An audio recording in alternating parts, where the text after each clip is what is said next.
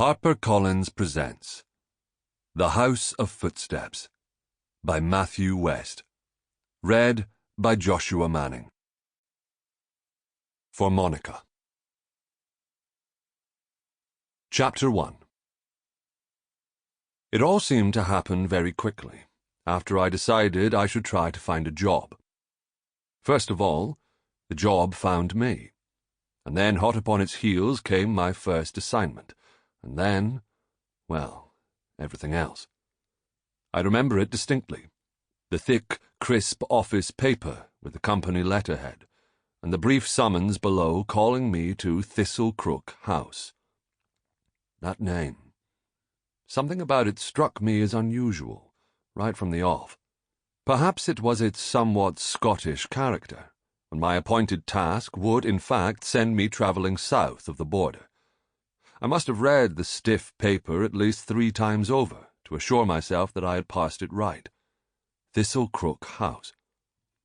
Perhaps I only wondered for so long over the property's name as a distraction from the daunting significance and opportunity that this assignment represented for me. I even remember the date at the top of the summons, 13th of May, and I remember that it was a Friday. It was 1923. And less than a year had passed since the formal conclusion of my postgraduate studies at the University of Edinburgh in the field of art history. With the rigours of academic life behind me, I had permitted myself an idle winter to enjoy the unusually fine and clear weather that shone upon the capital that brisk season.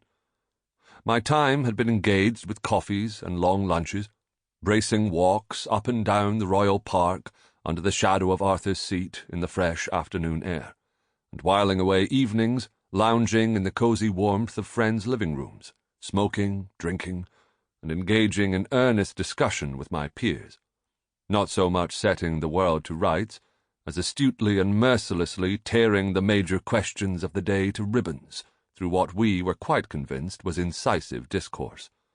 Perilous state of the economy and national debt, rising unemployment, military manoeuvres in the Ruhr Valley, the virtues and deficiencies of Joyce's Ulysses, which we had by that time all read, almost. We took them all to task. I suppose that the world at that time seemed pretty hopeless and without direction. The bruises of the Great War that had dominated our formative years were still all around us to see, even if no one really spoke much about it then. And my fellows and I must have made for a pretty hopeless, directionless bunch as well, wrapped up with a sort of normless ennui, though we were far too full of the self-confidence and brash invincibility of young manhood to recognize it within ourselves. The newspapers may have been printed front to back with death, inflation, and revolution, but we were ready to live. Yes, we were without fear, as we turned over the folly and ineptitude of our parents' generation and let their shredded remains drop, floating down onto carpeted Newtown floors, to lie discarded among the cigarette burns and fallen sandwich crusts. As you might imagine, for me that winter was a high point of youthful extravagance and irresponsibility, and I was having a devil of a time. But as someone once said, nothing can last forever. My parents had found considerably less to enjoy in my seasonal pursuits, and by, I think, March, their cheer and goodwill for all men, and their son in particular, was all used up. My mother had written to me frequently. At times it seemed almost weekly, and in an increasingly perpendicular script, to impress upon me the importance of securing good and reliable employment, not to mention a mortgage, a pension, and a wife and children to boot.